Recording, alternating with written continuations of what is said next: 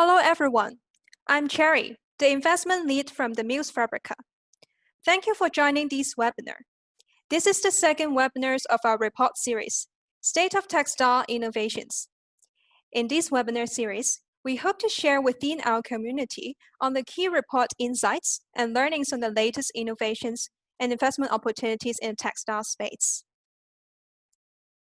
Here's the rundown of today's webinar. Okay, without further ado, I'll start sharing some insights from the reports. So we have seen some progress made from the fashion industries. In the past 12 months, the fashion corporates have made good progress, both from the public commitments and launching new sustainability collections. But because of the COVID-19 situation, it has brought more uncertainties to these brands, especially when they think of whether sustainability will still be their top priority for them. And our belief is that 2 steps forward and 1 step back, and it is natural.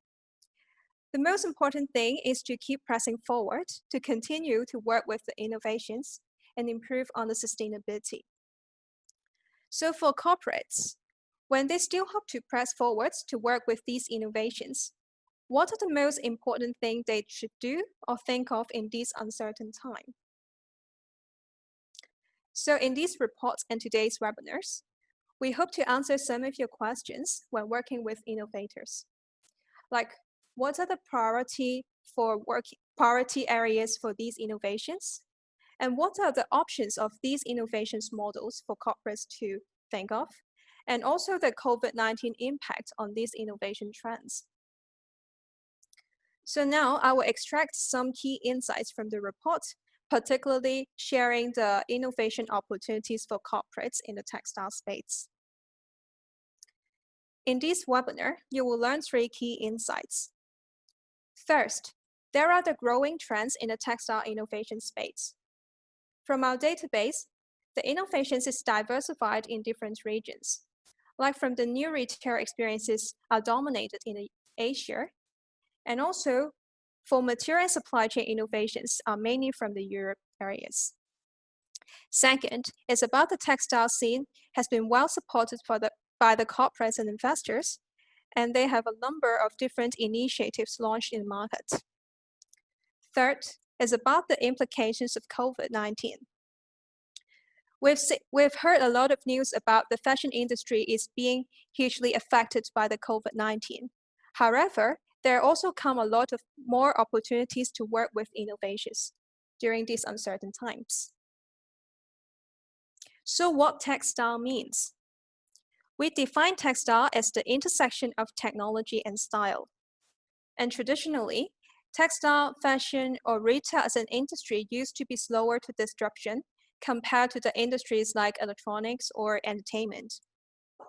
While we've seen a lot of electronic technologies gradually come into the place for these traditional consumer category and across this value chain, from new material and supply chain innovations to textile brands and products, and to new retail experiences.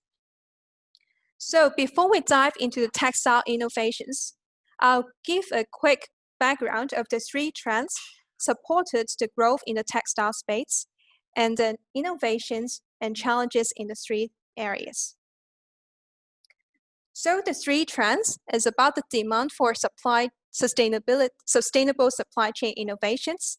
And second trend is about the millennial opportunities that give rise to the new brands and products, and also the innovations that enable the new retail experiences. So for the first trend, it's about the push for sustainability that drive the growth in material and supply chain. The key trend is the pressures from the supply and demand side. Supply side is on the cost and regulations on the sustainability measure, and the demand side is the growing concerns about the consumers on focusing more on the ethical and eco-friendly awareness brands. And because of these trends, we see a lot of technology breakthroughs and fundings in the material and supply chain innovation space. You see from the innovations about the new materials, is on the sustainability dyes, packagings, and also recycling technologies. And for the supply chain and innovation sides, we see a lot of innovations focusing on facilitating the value chain process, like automations and other supply chain tools and enablers, like the track and trace to increase the transparency within the supply chain. However, there are also challenges in these areas. It is in general takes a longer time for these new materials to grow into the market. And when developing these kind of innovations, it generally takes a higher capex for setting up the production facilities. And the key for them to success is how to scale at cost and also at a lower cost such that they can win among other competitors. And the second trend is about the shift in millennial lifestyle that drive the growth in the D2C brands. We've seen the trends because of the millennial lifestyle preferences change. It affects the apparel market, and they seek for more aspirational brands. Because of the boom of e-commerce, it also drives the growth of D2C brands. And the brands on the new apparel brands is more on to offer unseen retail experiences and to enhance the customer journeys. And for the wearable and functional products, it involves the innovations that combine it with the technologies to enhance the functionality of apparel, like personalized apparel products, functional materials. And the challenges in this area is that the entry barriers of these D2C brands in general is lower in the market. So it leads to a keen competition in the market.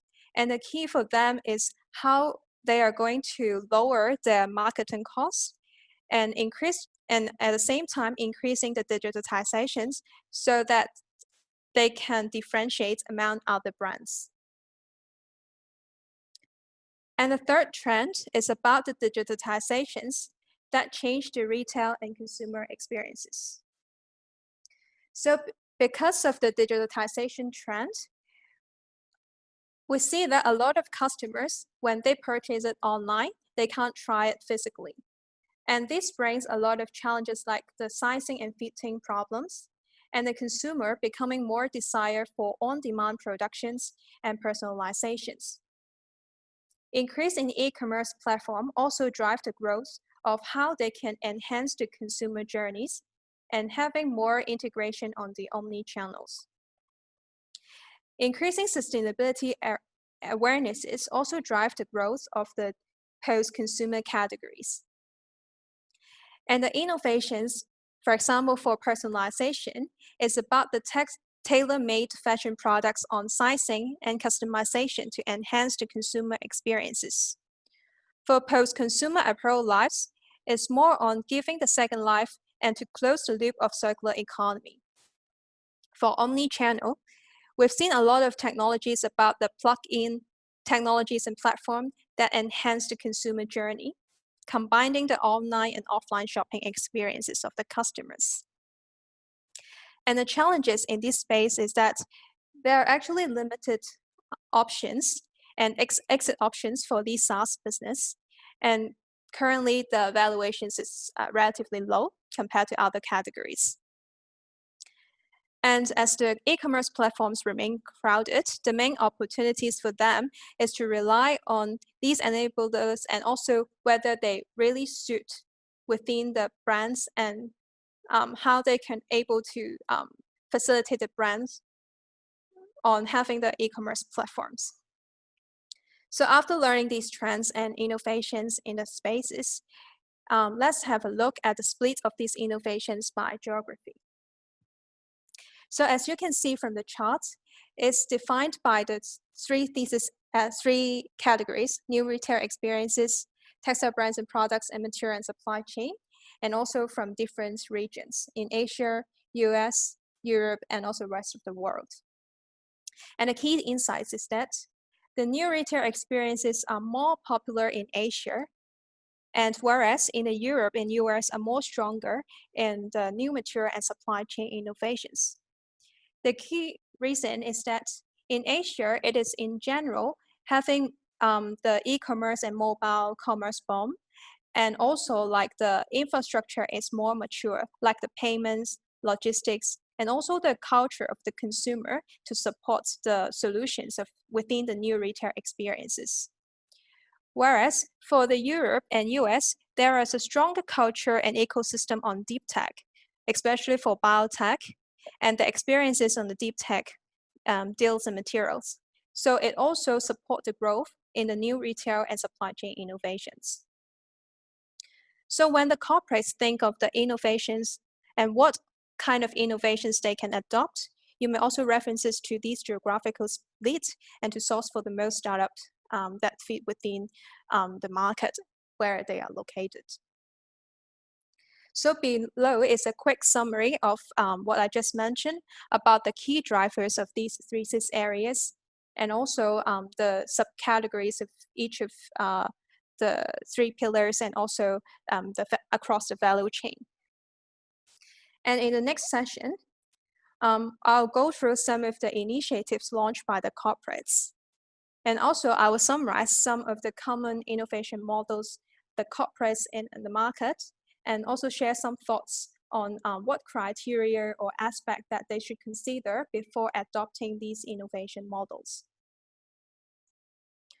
So I will first talk about the support from the investors. And we've seen that there is growing interest from the textile space from a variety of investors. And we have summarized into three general types of investors, from corporate investors, fashion or sustainability focused investors, and some financial investors. So the key insights for us is that corporate investors in general looking for innovations that have more synergies with their brands. Like you can see on these examples, there more tends to invest or support the startups that from new materials that can support within the existing product line. For fashion and sustainability focused investors, you'll see some of the innovations that support textile brands, materials, recycling tech or platforms that with a focus areas of with a sustainability angle and also circular economy. For financial investors, they generally look for financial returns and are more flexible in choosing different types of investments, like whether it is platforms, brands, or materials. And in general, they are more mature in space. So below is a more detailed analysis of the focus area of these investors. So we have seen that the darker bar chart is on the new retail experiences, and the lightest one is material and supply chain. And it is quite dominated across all other investors. We've seen strong focuses on material and supply chain, and like the recycling technologies by some of the incubators or investors with the sustainability focus, like GCA or Fashion for Good. And they because they brings a lot of synergies within the brands and focus areas. For the new retail experiences, it's primarily attributes to the platforms and post-consumer that are dominated in the categories. And we have seen some financial investors like SSV, Felix Capital, and like Closed Loop Ventures and New York Fashion Tech Lab, which they've seen focus areas in the new retail experiences. So now let's have a look on the support from the corporates. So we have listed some of the approaches that the brands take, like from platform approach, investment approach, to market and supply chain initiatives. So for the platform approach, as we've seen a lot of more corporates that hosting awards or pitching competitions. And this approach in general allows the brands to gain wider access to the startups and innovations, and they can pick the most suitable startups from that pitching or competitions. And it also helps them with the promotion on the focus angle, like for example, sustainability focus. For the investment approach, it's more selective in general, and they look for startups that are earlier in the stage, but then with high scalability, scalable ability and return potentials, and also provide some synergies with the brands. For the market and supply chain approach, we've seen that there is a market focus angles, and there are in general more mature in the stage of commercialization with the brands. So we've seen that there are internal R&D team or sustainability partnership with sustainability angle, and also other supply chain initiatives. So for the first one, like building the internal R&D team and lab, it in general requires a huge capacities to build it in-house. But then if the brands are looking for like small batch productions or collaboration, they can also take Stella McCartney. So yeah, so just now I mentioned about like the pilot with other startups, like what Stella McCartney did. And some of their initiatives is like support within the supply chain, like Puma and Inditex is about like green financing to support the supply chain innovations.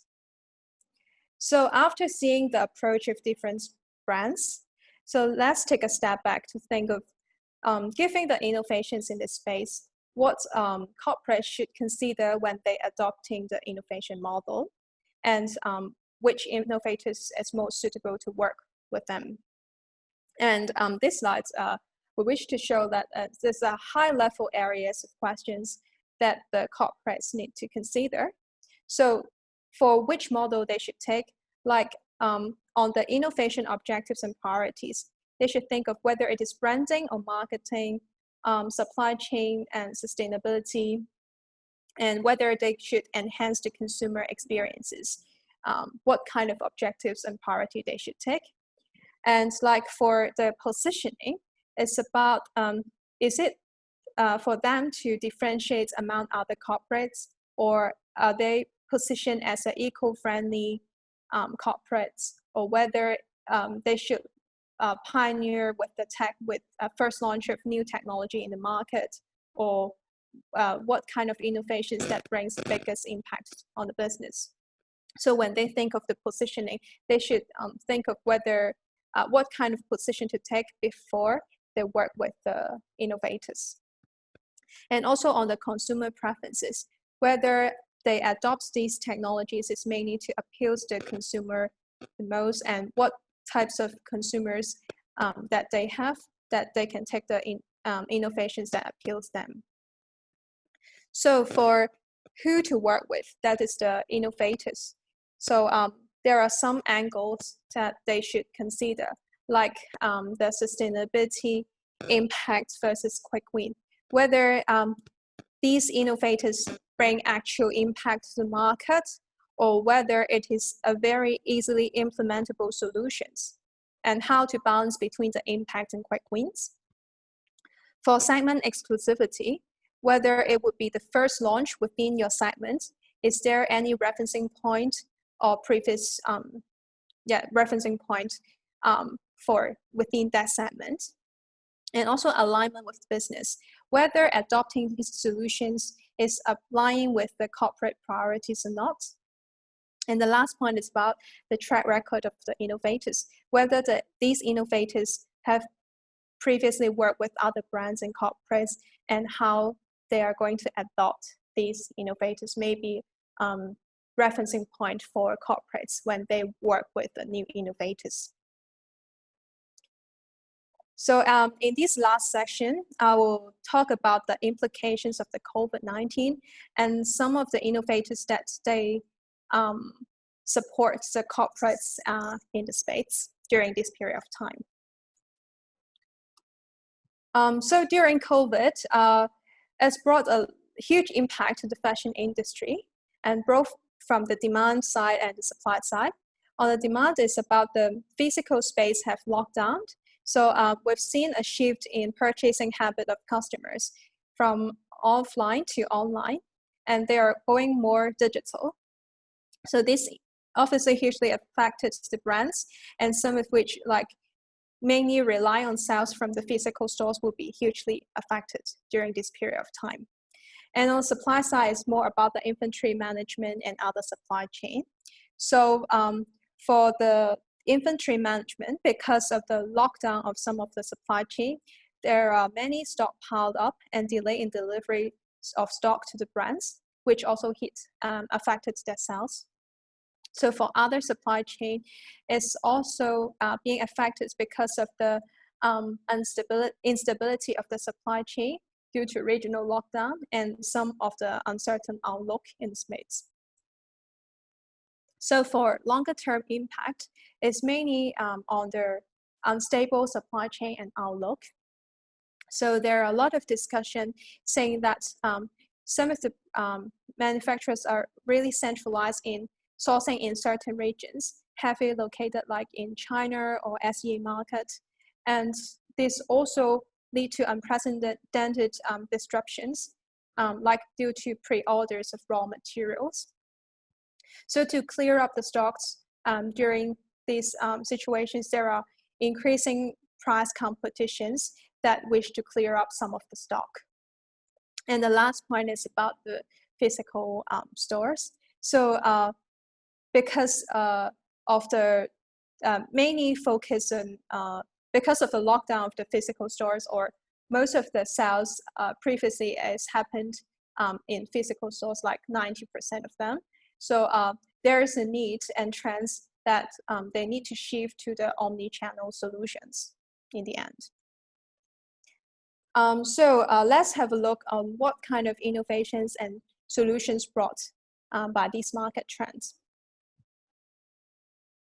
So we've seen some interim solutions to these brands, like the quick plug-in technology that facilitates them to go online, like some digitization platforms and enablers.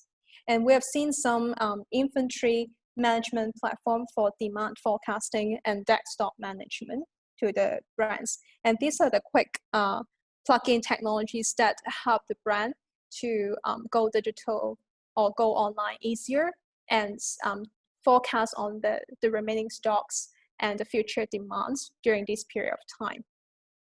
Some of the other supply chain innovations is about the track and trace technologies and education platform that provide an immediate solutions for the brands to track and trace or last mile delivery of the products.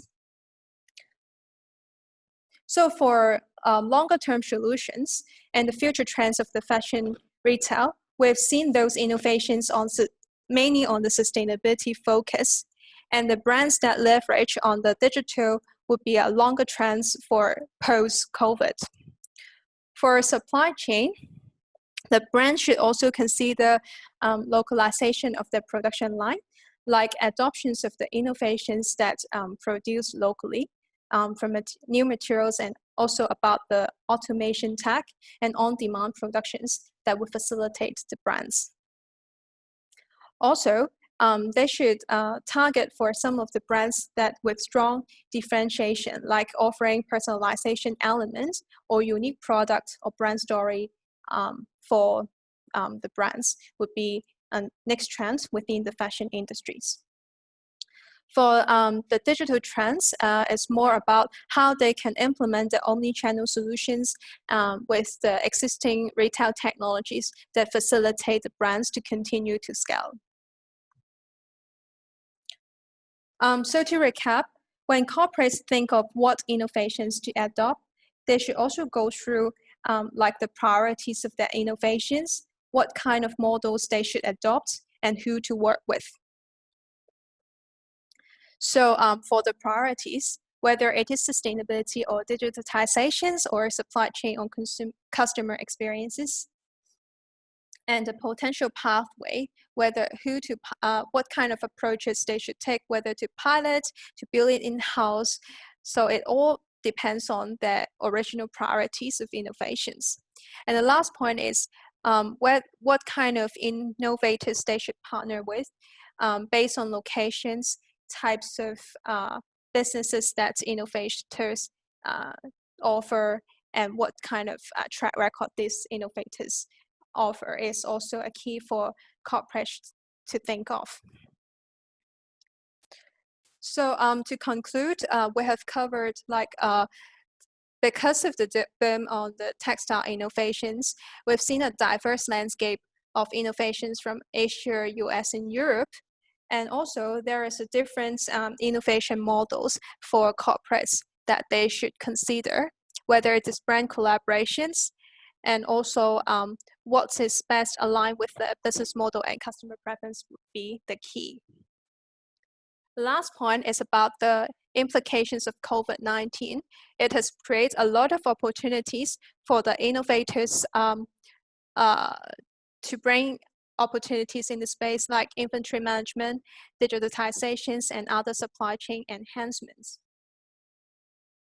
So if you are interested to access to our more in-depth findings and insights of the textile reports, please feel free to send us email at contact@themillsfabrica.com for a customized full report. So now let's move on to the Q&A session. So in this Q&A session, please feel free to type in your question in this chat. And after this webinar, please feel free to fill in the survey to share your valuable feedback to us. Thank you. So we received one incoming questions from Chris about the categories of corporates that are more active in investing in the textile innovations. So mentioned about like the fashion, whether it is fast fashion or platform-based or like luxury brands. So what I mentioned just now is different brands will take a different approach, and when they adopt different like innovation models, it depends on their priorities and whether it is on digitalization or focusing on the sustainability angles. Like some of the corporate venture that they've seen synergies within the new innovations, so that they are actively investing in them and also see the financial return and help them to scale the business. So see if you guys have any more questions to us.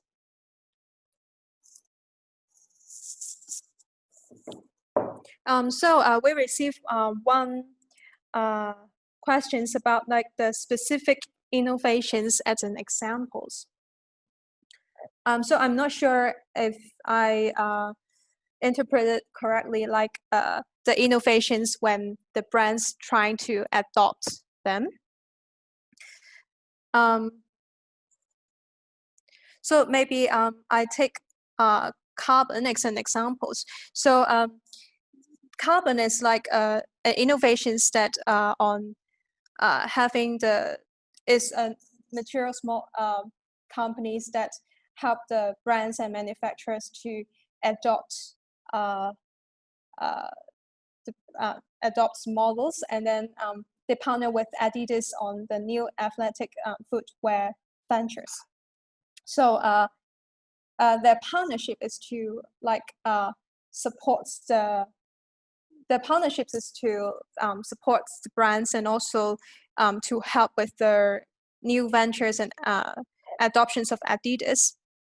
So this also help because of their early success on building pilots with other brands, that Adidas will buy in their success and track record, so that when they further collaborate together, they will create something new.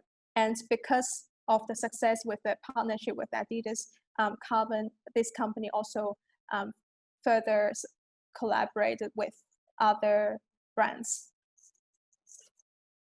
So with receive and other questions about the key breakthrough for startups in the sustainable materials, and the key market for commercializations. So we've seen that the adoptions for the breakthrough of the startups. So the key market for commercializations of these startups is can be like alternative dyes or alternative plastic packaging that the brands are actively looking into. And the breakthrough is that whether they can scale up the facilities so that the brands can easily adopt these innovations.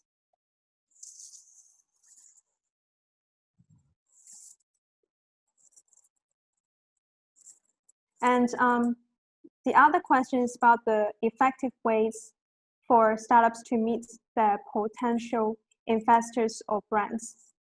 So I think the most effective way for startup is that before they meet the potential investors or brands, they should understand their focus areas, like what I mentioned about the priorities or the past pilot or partnership with the innovations. So before you meet with these investors or brands, you should understand their focus areas and what kind of collaborations that they used to work with, and also be prepared for like some track records and the stages of developments that you have before meeting with these investors and brands. So having these track records is very important for the brands to identify whether it is a good partnership going forward. So I hope that's answered your questions. So let's see if we have any other incoming questions. If not, then I think we'll finish this Q&A sessions. So thanks a lot for your all thoughtful questions. And if you have further questions after this webinar, so feel free to email me at cherry.ho@themills.com.hk. And if you are wishing to like access to our customized reports for more in-depth analysis and sharing, so feel free to email me. So and then last, I would like to take this opportunity to share some of our upcoming initiatives. So if you are interested to hear about sharing on the latest innovations, like we have some deep diving sessions in the 3 thesis areas, stay tuned on our upcoming reports webinar series. So alongside this report series, if you are interested to gain access to our future reports or more customized offerings from us, we are launching a new corporate initiative focused on innovation content and events. You are invited to join us as an early bird member from June to December 2020, where you will gain free exclusive access to research report samples, events or educational workshops, or webinar invites. There is also monthly newsletter which are dedicated to industry updates. So please feel free to scan the QR code on screen and fill in the survey to share your feedback on our offering. And we look forward to hearing from you. So this is the end for this webinar session. Thank you for all your participations.